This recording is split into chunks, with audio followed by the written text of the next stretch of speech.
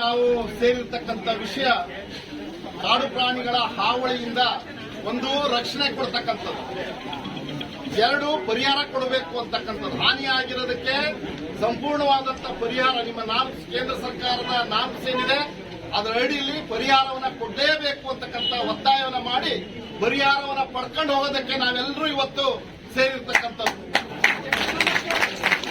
ಹಾಗಾಗಿ ನೀವು ಡಿಎಫ್ ಅವರು ಫಸ್ಟ್ ಪಡಿಸಬೇಕು. ಈ ಮಂಗದ ಹಾವಳಿಗೆ ಒಂದು ಎಕರೆ ಪ್ರದೇಶಕ್ಕೆ ಬೆಳೆ ಹಾನಿಗೆ ಎಷ್ಟು ಪರಿಹಾರವನ್ನ ಕೊಡ್ತೀರಿ, ಎಷ್ಟು ದಿವಸಕ್ಕೆ ಪರಿಹಾರವನ್ನ ಅರ್ಜಿ ಹಾಕಿದೆ, ಎಷ್ಟು ದಿವಸಕ್ಕೆ ಪರಿಹಾರವನ್ನ ಕೊಡ್ತೀರಿ ಅಂತಕ್ಕಂಥದನ್ನ ಅತ್ಯಂತ ಸ್ಪಷ್ಟಪಡಿಸಬೇಕು ಅಂತ ಹೇಳಿ ನಾವು ಈ ಸಂದರ್ಭದಲ್ಲಿ ಕೇಳ್ಕೊಳ್ತೇವೆ. ಎರಡನೇದು ಕಾಡ್ಕೋಣದ ಹಾವಳಿ, ಅದರಲ್ಲೂ ಆವನಹಳ್ಳಿ ಹೋಬಳಿ, ಕರೂರು ಹೋಬಳಿ, ಬಾರಂಗಿ ಹೋಬಳಿಲಿ, ತಾಳುಗುಪ್ಪ ಹೋಬಳಿ ನೂರಾರು ಕಾಡ್ಕೋಣದ ತಂಡಗಳಿದಾವೆ. ನೂರಾರು ತಂಡಗಳು, ಒಂದೆರಡು ತಂಡಗಳಿಲ್ಲ, ನೂರಾರು ತಂಡಗಳಿದಾವೆ. ಒಂದೊಂದು ತಂಡದಲ್ಲಿ 20 ರಿಂದ 25 ಕಾಡ್ಕೋಣಗಳಿದಾವೆ. ಯಾವುದೇ ತೋಟ ಆಗಲಿ, ಕೃಷಿ ಭೂಮಿ ಆಗಲಿ, ಬಾಳೆ ತೋಟ ಆಗಿರಲಿ, ಹೊಸ ಅಡಿಕೆ ತೋಟ ಇರಲಿ, ಎಲ್ಲ ಹಾನಿ ಕೊಡ್ತಕ್ಕಂಥದ್ದಿದೆ. ಆದ್ರೆ ಪರಿಹಾರ ಕೊಡೋದ್ರಲ್ಲಿ ಅಲ್ಲೊಬ್ರು ಇಲ್ಲೊಬ್ರು ಪರಿಹಾರ ಕೊಡುವಂತ ಕಾಡ್ಕೋಣ ಕೊಟ್ಟಿದ್ದಾರೆ ವಿನಃ ಅದನ್ನ ತೀವ್ರಗತಿಯಲ್ಲಿ ಇದೊಂದು ಕೊಡ್ಲೇಬೇಕಾಗಿದ್ದು ಅಂತ ಹೇಳಿ ನಮ್ಮ ಅರಣ್ಯಾಧಿಕಾರಿಗಳು ಕೆಲಸ ಮಾಡ್ತಾ ಇಲ್ಲ. ದಯಮಾಡಿ ಮಾತಾಡಬೇಡಿ. ಅರಣ್ಯಾಧಿಕಾರಿಗಳು ಕೆಲಸ ಮಾಡ್ತಾ ಇಲ್ಲ. ಎಲ್ಲ ರೈತರಿಗೂ ಸಹಿತ ನಿಮ್ಮ ಮಾನದಂಡದ ಅಡಿಯಲ್ಲಿ ಹೆಕ್ಟೇರಿಗೆ ಏನ್ ಕೊಡಬೇಕು. ಒಂದು ಗಿಡಕ್ಕೆ, ಅಡಿಕೆ ಗಿಡಕ್ಕೆ ಹಾನಿ ಆದ್ರೆ 600 ರೂಪಾಯಿ ಇದೆ, 600 ರೂಪಾಯಿ ಪರಿಹಾರ ಕೊಡಬೇಕು ಅಂತಕ್ಕಂಥದ್ದಿದೆ. ಆ ರೀತಿಯಲ್ಲಿ ಪರಿಹಾರವನ್ನ ಕೊಡಬೇಕು ಅಂತಕ್ಕಂಥ ಒತ್ತಾಯವನ್ನ ನಾವು ಈ ಸಂದರ್ಭದಲ್ಲಿ ಮಾಡ್ತೇವೆ. ಜೊತೆಗೆ ಕಾಲ ಮಿತಿಯೊಳಗೆ ಮಾಡಬೇಕು. ನೀವು ಈಗಾಗಲೇ 5 ತಿಂಗಳಾಗಿದೆ ಗೆಣಸಿನ ಕುಣಿಲಿ ಅರ್ಜಿ ಹಾಕಿ. ಗೆಣಸಿನ ಕುಣಿಲಿ ನಮ್ಮ ಅಡಿಕೆ ಬೆಳೆಗಾರರ ಸಂಘದ ಅಧ್ಯಕ್ಷರು ಕಾಡ್ಕೋಣದ ಹಾನಿಯಾಗಿದೆ ಅಂತೇಳಿ 6 ತಿಂಗಳಾಗಿದೆ ಆ ಪಟ್ಟು. ಹಾಗಾದ್ರೆ 6 ತಿಂಗಳಾದ್ರೂ ಸಹಿತ ನೀವು ಪರಿಹಾರ ಕೊಡೋದಕ್ಕೆ ಸಾಧ್ಯ ಆಗೋದಿಲ್ಲ ಅಂದ್ರೆ, ಆದ್ರೆ ಕಾಂಟ್ರಾಕ್ಟ್ಗಳದ್ದು 15 ದಿನಕ್ಕೆ ಬಗೆಹರಿಸ್ಕೊಡ್ತೀರಿ. ಕಾಂಟ್ರಾಕ್ಟ್ಗಳದ್ದೆಲ್ಲ ಪರ್ಮಿಟ್ 8 ದಿನಕ್ಕೆ ಆಗೋಗುತ್ತೆ. ಇನ್ನೂ ಬಹಳ ಪವರ್ಫುಲ್ ಇದ್ದವ್ರದ್ದು 2 ದಿನಕ್ಕೆ ಆಗೋಗುತ್ತೆ. ಯಾಕೆ ಇವಕ್ಕಾಗೋದಿಲ್ಲ? ರೈತರದ್ದು ಯಾಕೆ ಆಗಲ್ಲ ನಿಮ್ಮ ಹತ್ರ? ಇದು ಯಾಕೆ ಮುಖ್ಯ ವಿಷಯ ಅಲ್ಲ ನಿಮ್ದು? ಯಾಕೆ ಒಬ್ಬ IFS ಆಫೀಸರ್ ಇದ್ದೂ ಸಹಿತ, IFS ಆಫೀಸರ್ ಇದ್ರೆ, IAS, IPS, IFS ಆಫೀಸರ್ ಇದ್ರೆ ತೀವ್ರಗತಿಯಲ್ಲಿ ಕೆಲಸ ಆಗುತ್ತೆ, ಜನಪರವಾಗಿ ಕೆಲಸ ಆಗುತ್ತೆ, ಬಿಗಿಯಾದ ಆಡಳಿತ ಇರುತ್ತೆ ಅನ್ನೋದನ್ನ ನಾವು ಭಾವಿಸ್ತೇವೆ. ಆದ್ರೆ IFS ಆಫೀಸರ್ ಇದ್ದೂ ಸಹಿತ, ಪ್ರಾಮಾಣಿಕ ಅಧಿಕಾರಿ ಅಂತ ಹೇಳಿ ಇರ್ತಕ್ಕಂಥವ್ರು ಇದ್ದೂ ಸಹಿತ ಯಾಕೆ ರೈತ ಪರವಾಗಿ ಕೆಲಸ ಆಗೋದಕ್ಕೆ ಸಾಧ್ಯ ಆಗ್ತಾ ಇಲ್ಲ? ರೈತರಿಗೆ ನ್ಯಾಯ ಕೊಡೋದಕ್ಕೆ ನಿಮ್ಗೆ ಯಾಕೆ ಸಾಧ್ಯ ಆಗ್ತಾ ಇಲ್ಲ? ಯಾರು ನಿಮ್ಮನ್ನ ಕೈಯನ್ನ ಕಟ್ಟಿ ಹಿಡಿದಿದ್ದಾರೆ? ಯಾರು ನಿಮಗೆ ಕೆಲಸ ಮಾಡೋದಕ್ಕೆ ಅವಕಾಶ ಕೊಡ್ತಾ ಇಲ್ಲ ಅನ್ನೋದನ್ನ ಫಸ್ಟ್ ಪಡಿಸಬೇಕು ಅಂತಕ್ಕಂಥ ಒತ್ತಾಯವನ್ನ ಈ ಸಂದರ್ಭದಲ್ಲಿ ಮಾಡ್ತೇವೆ. ಹಿಂದೆ ಚರ್ಚೆ ಮಾಡಿದ್ವಿ.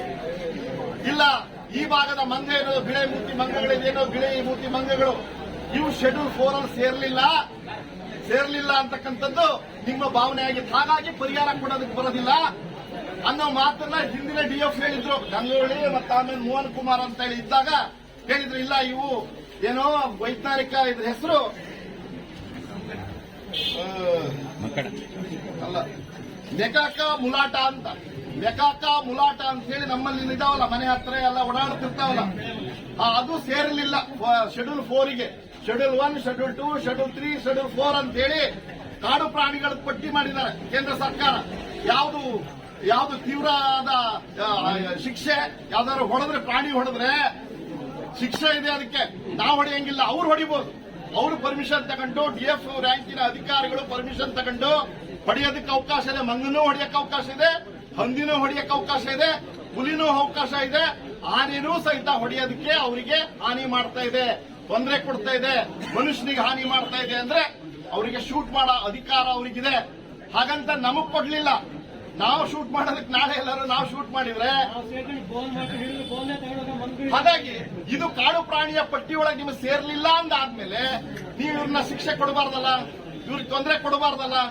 ಈಗ ಶೆಡ್ಯೂಲ್ 4ಗೆ ಸೇರಿದೆ ಅಂದ್ರೆ ಕಡಿಮೆ ಏನ್ ಶಿಕ್ಷೆ ಇರ್ತದೆ ಅಂದ್ರೆ, ಯಾವ ಪ್ರಾಣಿನ ಹಿಡಿದ್ರೆ, ಅದನ್ನ ಹೊಡೆದ್ರೆ ಅದಕ್ಕೆ ಜಾಮೀನು ಸಿಗ ಅಂತದ್ದು ಪ್ರಾಣಿಗಳು. ಶೆಡ್ಯೂಲ್ 4 ಅಂದ್ರೆ ಅದಕ್ಕೆ ಜಾಮೀನು ತಕ್ಷಣ ಸಿಗುತ್ತೆ. ಬೇರೆ ಸೆಕ್ಷನ್ ಅದಕ್ಕೆ ವಕೀಲರೇ ಅದಕ್ಕೆ ಆ ಪಟ್ಟಿ ಒಳಗೆ ಈಗ ಸೇರಿಸಿದ್ದಾರೆ. 3 ವರ್ಷದ ಈ ಕಡೆ ಸೇರಿಸಿದ್ದಾರೆ. ಹಿಂದೆ ಪುರುಷೋತ್ತಮ್ ಅಂತ ಹೇಳಿ ನಮ್ಮ ನಿಟ್ಟೂರಿನವರು ಮಂಗದ ಪಾರ್ಕ್ ಮಾಡಬೇಕು, ಮಂಗನಿಗೊಂದು ಪಾರ್ಕ್ ಮಾಡಬೇಕು ಅಂತೇಳಿ ಶಿವಮೊಗ್ಗದಲ್ಲಿ ಪ್ರತಿಭಟನೆ ಕರೆದಿದ್ರು. ಮಂಕಿ ಪಾರ್ಕ್ ಆಗಬೇಕು ಅಂತೇಳಿ 5,000 ಜನ 7,000 ಜನ ಸೇರ್ಬಿಟ್ಟಿದ್ರು ಶಿವಮೊಗ್ಗದಲ್ಲಿ. ಅವತ್ತು MP ಮತ್ತು ಅವತ್ತಿನ ಈಶ್ವರಪ್ಪ ಮಂತ್ರಿ ಎಲ್ಲ ಬಂದಿದ್ರು. ಅವತ್ತು ಈ ವಿಷಯದಲ್ಲಿ ನನಗೆ ಮಾತಾಡೋದಕ್ಕೆ ಅವಕಾಶ ಕೊಟ್ಟಿದ್ರು. ನಾನು DF ಹತ್ರ ಇವ್ರ ಹತ್ರ ಅದು ಹಿಂದೆ ಚರ್ಚೆ ಮಾಡಿದ್ವಿ.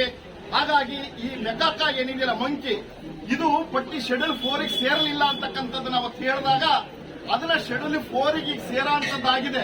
ಶೆಡ್ಯೂಲ್ 4 ಗೆ ಸೇರಿದ ಮೇಲೆ ಕಾಡು ಪ್ರಾಣಿಯ ಪಟ್ಟಿಯೊಳಗೆ ಬಂದಾದ್ಮೇಲೆ ಅದ್ರ ಹಿಡಿಯೋ ಜವಾಬ್ದಾರಿನೂ ನಿಮ್ದೆ. ಹಿಡಿದು ಜನವಸತಿ ಇಲ್ಲದೆ ಇರೋ ಪ್ರದೇಶಕ್ಕೆ ಬಿಡಬೇಕಲ್ಲ ನೀವು. ಹಾಗಾದ್ರೆ ಮಂಕಿ ಪಾರ್ಕಿಗೆ ಈಗಾಗಲೇ 5 ಕೋಟಿ ರೂಪಾಯಿ ಹಣ ತೆಗೆದಿಟ್ಟಾಗಿದೆ.